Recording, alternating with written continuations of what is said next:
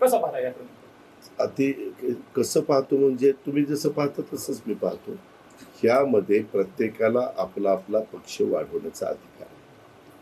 आम्हाला आमचा पक्ष वाढवण्याचा अधिकार आहे, भाजपला त्यांचा पक्ष वाढवण्याचा अधिकार आहे, शिवसेनेला शिंदे साहेबांना त्यांचा पक्ष, उद्धवजींना त्यांचा पक्ष, पवार साहेबांना त्यांचा पक्ष, काँग्रेसला त्यांचा पक्ष, असं सगळ्यांना सगळ्यांचे पक्ष वाढवण्याचा अधिकार आहे.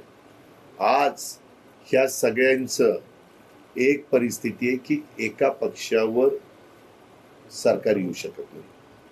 महाराष्ट्राची राज्याची राजकीय आणि भौगोलिक परिस्थिती फार वेगळी आहे, इतर राज्यांची वेगळी. इतर राज्यांमध्ये एका पक्षाचं सरकार येतं. केजरीवाल पंजाब घ्या, दिल्ली घ्या, पश्चिम बंगाल घ्या, आंध्र प्रदेश घ्या, तेलंगणा घ्या, कुठंही कर्नाटक घ्या.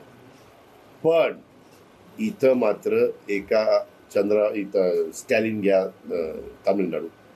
तुम्ही पहा पत्रकार मित्रांनो, तुम्ही पण कधी विचार केला नसेल, 1985 नंतर, नीट माझं ऐका, 1985 नंतर जवळपास पुढच्या महिन्यात 40 वर्ष होतील त्या राज्यामध्ये एका पक्षाचं सरकार आलेलं नाही. 90ला मी पण निवडून आलो, तुम्ही आलो होतो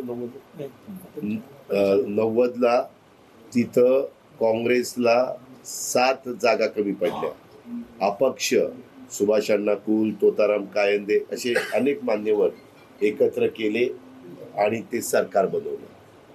हे झालं 90ला. 95ला तुम्हाला माहिती आहे 135 का काहीतरी जागा भाजप शिवसेनेच्या आल्या. 9 अपक्ष घ्यावे लागले, ज्यावेळेस 45 अपक्ष निवडून आलेले होते.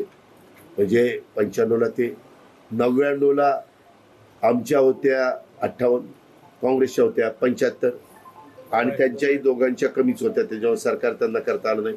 मग आम्ही शेकापाला घेतलं आणि इतर काही सहकारी मित्रांनी जनता पक्षाला घेतलं आणि सरकार केलं, समाजवादीला. अशा सगळ्या घटना आहेत ना. त्याच्यामुळं इतर राज्याची परिस्थिती वेगळी आहे, महाराष्ट्राची पूर्णपणे परिस्थिती वेगळी आहे. परंतु कार्यकर्त्यांना मॉरल वाढवण्याच्या करता की बाबा पुढं आपल्याला करायचं आहे असं ते म्हणजे त्या हेतूने सांगितलं असेल, मला माहिती नाही.